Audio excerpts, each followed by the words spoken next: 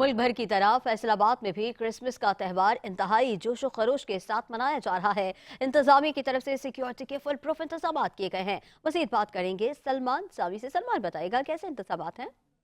जी, इस वक्त मैं मौजूद हूँ फैसलाबाद के कैथोलिक चर्च पे, जहाँ पे मसीह बिरादरी जो है उसकी बड़ी तादाद ने शिरकत की है। जहाँ पे मजहबी रसूमात भी अदा की गई हैं और मुल्क और कौम के लिए खसूसी दुआ भी की गई है। इस तकरीब में केक भी काटा गया है। इस वक्त मेरे साथ यहाँ एक मजहबी रहनुमा मौजूद है, इनसे इस हवाले से बात करके जानते हैं। जी, क्रिसमस का त्यौहार मनाया जा रहा है, इस हवाले से थोड़ा सा आगाह कीजिएगा। हाँ, मैं सबसे पहले चैनल 5 का मशकूर हूँ जो आज हमारी खुशियों में शामिल हैं।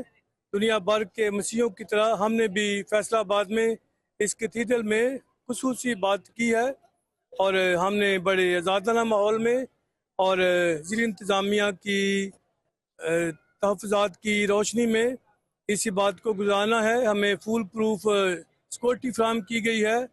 पुलिस ने, इंतज़ामिया ने भरपूर साथ दिया है और इसके लिए हम उनका मशकूर भी हैं।